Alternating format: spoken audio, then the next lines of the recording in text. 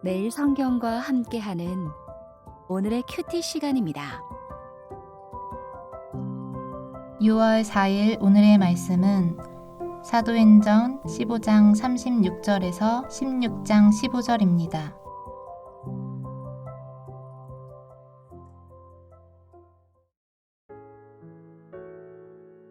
며칠 후에 바울이 바나바더러 말하되 우리가 주의 말씀을 전한 각 성으로 다시 가서 형제들이 어떠한가 방문하자 하고 바나바는 미가라 하는 요한도 데리고 가고자 하나 바울은 밤빌리아에서 자기들이 떠나 함께 일하러 가지 아니한 자를 데리고 가는 것이 옳지 않다 하여 서로 심히 다투어 피차 갈라서니 바나바는 마가를 데리고 배 타고 구브르로 가고 바울은 실라를 택한 후에 형제들에게 주의 은혜에 부탁함을 받고 떠나 수리아와 길리기아로 다니며 교회들을 견고하게 하니라. 바울이 더베와 루스드라에도 이르매 거기 디모데라 하는 제자가 있으니 그 어머니는 믿는 유대 여자요 아버지는 헬라인이라. 디모데는 루스드라와 이고디온에 있는 형제들에게 칭찬받는 자니 바울이 그를 데리고 떠나고자 했세. 그 지역에 있는 유대인으로 말미암아 그를 데려다가 할례를 행하니 이는 그 사람들이 그의 아버지는 헬라인인 줄 다 알미러라. 여러 성으로 다녀갈 때에 예루살렘에 있는 사도와 장로들이 작정한 규례를 그들에게 주어 지키게 하니 이에 여러 교회가 믿음이 더 굳건해지고 수가 날마다 늘어가니라. 성령이 아시아에서 말씀을 전하지 못하게 하시거늘 그들이 부르기아와 갈라디아 땅으로 다녀가 무시아 앞에 이르러 비두니아로 가고자 했으되 예수의 영이 허락하지 아니하시는지라. 무시아를 지나 드로아로 내려갔는데 밤의 환상이 바울에게 보이니 마게도냐 사람 하나가 서서 그에게 청하여 이르되 마게도냐로 건너와서 우리를 도우라 하거늘 바울이 그 환상을 보았을 때 우리가 곧 마게도냐로 떠나기를 힘쓰니 이는 하나님이 저 사람들에게 복음을 전하라고 우리를 부리신 줄로 인정함이로라. 우리가 드로아에서 배로 떠나 사모드라게로 직행하여 이튿날 네아폴리로 가고 거기서 빌립보에 이르니 이는 마게도냐 지방의 첫 성이요 또 로마의 식민지라.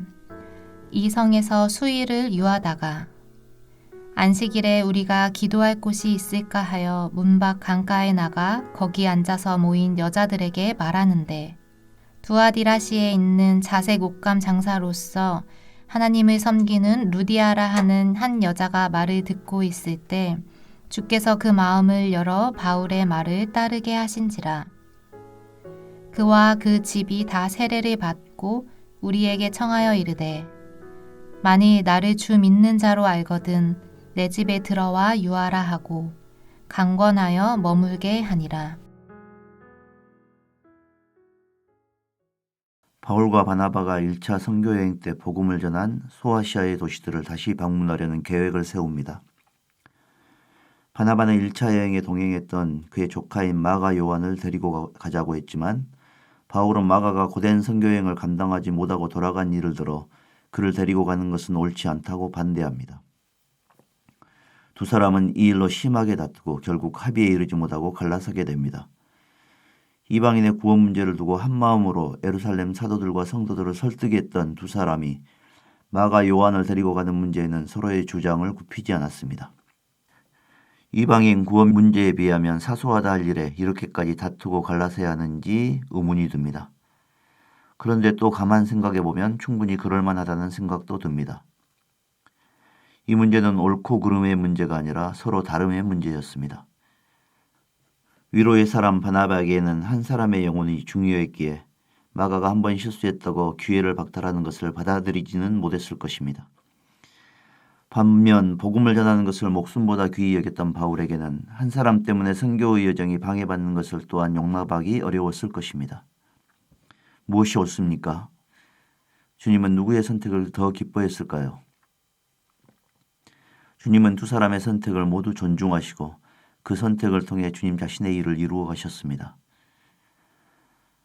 바나바는 마가를 데리고 배를 타고 자신의 고향 구브로로 가서 복음을 전하고 바울은 신라를 택하여 육로로 수리아와 길리기아로 다니며 교회들을 경고하게 했습니다.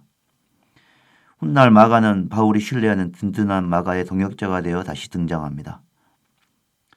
인간적 시각으로 두 사람의 결별이 안타깝고 아쉬운 일이지만 주님이 한 영혼을 포기하지 않고 돌본 바나바의 인내와 복음의 진보를 위해 한 길로만 정진했던 바울의 열정을 서로 합력하여 선을 이루게 하셨습니다. 16장부터는 바울의 2차 전도 여행의 여정을 본격적으로 소개합니다. 바울은 루스드라에서 디모데를 만나 선교 여행에 합류시킵니다. 디모데의 어머니는 유대 사람으로 복음을 믿는 성도였고 아버지는 헬라인이었습니다. 바울은 아버지가 헬라인인 그의 출신이 복음 전도하는 일에 방해가 되지 않게 하려고 그를 데려다가 할례를 행합니다.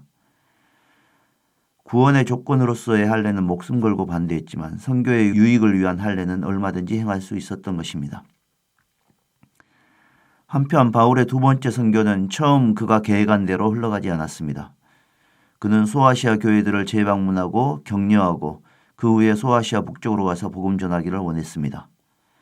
그러나 더는 복음의 문이 열리지 않았습니다. 성령이 아시아에서는 더 말씀을 전하지 못하게 막으셨기 때문입니다.